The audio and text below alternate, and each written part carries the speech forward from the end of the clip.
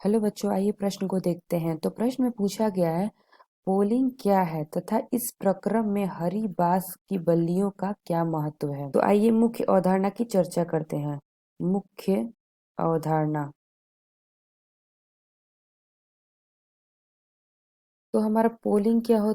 तो पोलिंग एक प्रकार का प्रक्रम है जिसके द्वारा हम धातु का शोधन करते हैं। जैसे कि एक कॉपर की धातु होती है, उसका शोधन करने के लिए पोलिंग प्रक्रम का उपयोग करते हैं। तो बात करते हैं पोलिंग की, जिसे हम दंड विलोडन विधि भी कहते हैं। तो यह हो गया हमारा, क्या होगा, दंड दंड विलोडन विलोडन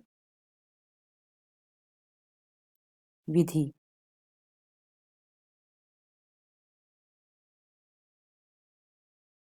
जिसे कि हम पोलिंग भी कहते हैं। पोलिंग में क्या होता है, तो इसमें हम फफोलेदार जो कॉपर होते हैं उसका शोधन के लिए हम पोलिंग का उपयोग करते हैं। तो जो कि हमारा फफोलेदार कॉपर है, उसके शोधन के लिए हम पोलिंग का उपयोग करते हैं। तो हम लिख लेते हैं, फफोलेदार फफोलेदार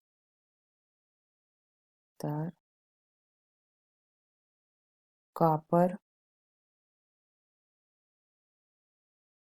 के शोधन के लिए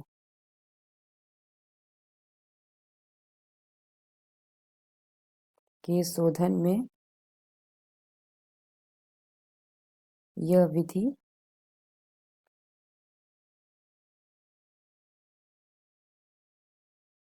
उपयोग होती है।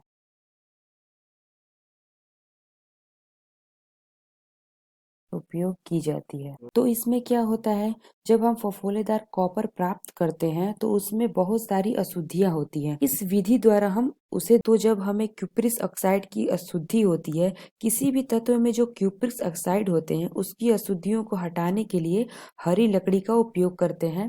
तो यहाँ पूछा गया है हरी बांस की बल्लियां, तो यहाँ पे ही हमारी हरी बांस की बल्लियों का उपयोग होता है। तो जिसमें क्यूप्रिक ऑक्साइड की अशुद्धि रहती है, जिसे हटाने के लिए हरी बांस की बल्लियों का उपयोग करते हैं तथा गलित धातु को भी इससे हिलाया जाता है। तो यह जो क्रिया हो रही है, यह हमारी पोलिंग कहलाती है। यह क्रिया पोलिंग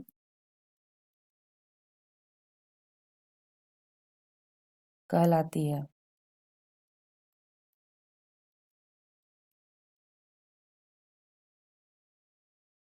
इसमें जो हम हरी बांस का उपयोग करते हैं, उसके पोल से, मतलब इसके दंड से जब हम गलित धातु को हिलाते हैं तो यह क्रिया होती है, पोलिंग कहलाती है। तो जब इसके दंड को गलित धातु में डुबोते हैं तब गैसीय हाइड्रोकार्बन के बुलबुले तीव्रता से निकलते हैं, जो क्यूप्रिस ऑक्साइड को कॉपर में अपचयित कर देते हैं। तो इस प्रकार हमें 99.5% शुद्ध कॉपर प्राप्त हो जाता है, जिसे हम टफ पिच कॉपर भी कहते हैं।